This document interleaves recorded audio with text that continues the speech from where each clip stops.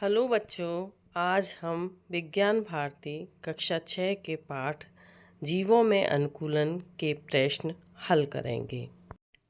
मेढक रहता है स्थल पर, जल में, जल तथा स्थल दोनों जगह, वायु में। सही उत्तर है जल तथा स्थल दोनों जगह।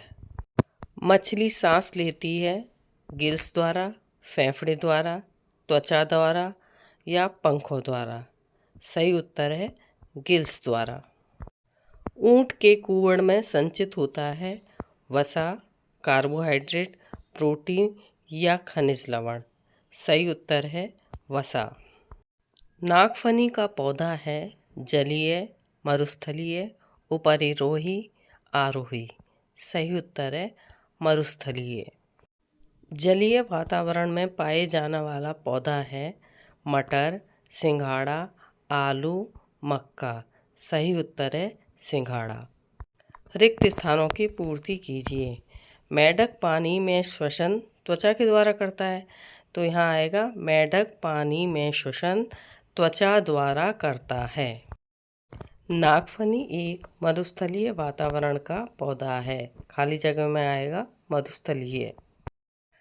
अल्प विकसित जड़ें तथा वायु मृदुतक जलीय पौधों में पाया जाता है।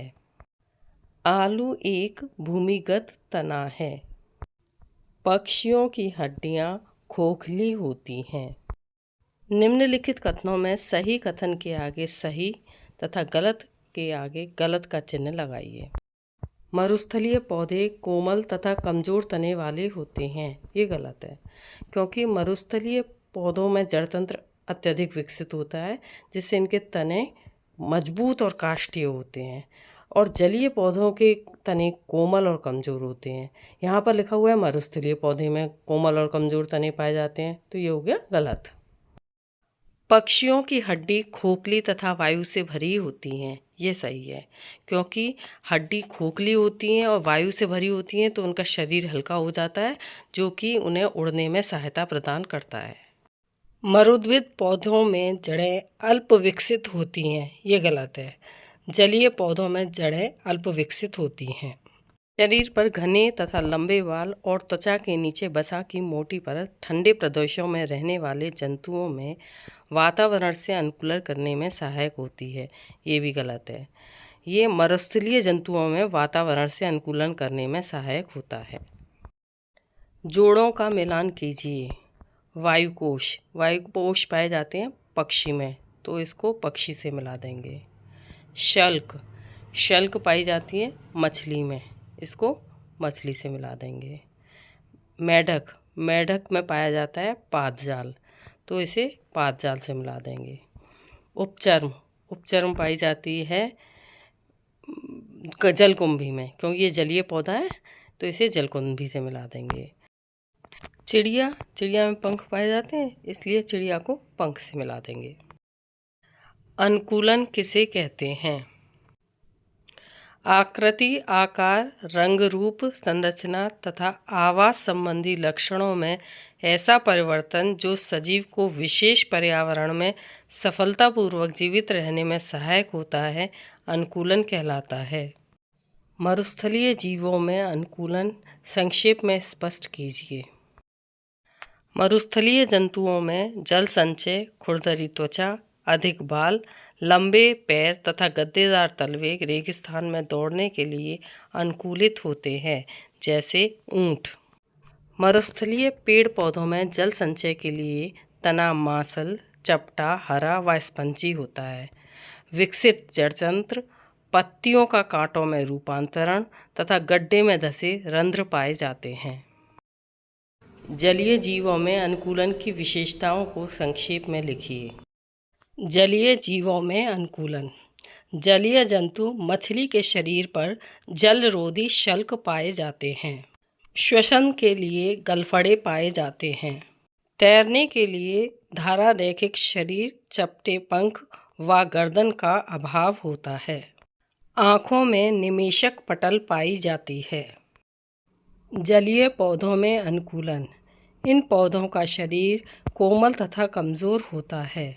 पत्तियाँ पतली, कटी फटी व रंध्र का अभाव होता है। जड़ तंत्र अल्प विकसित होता है।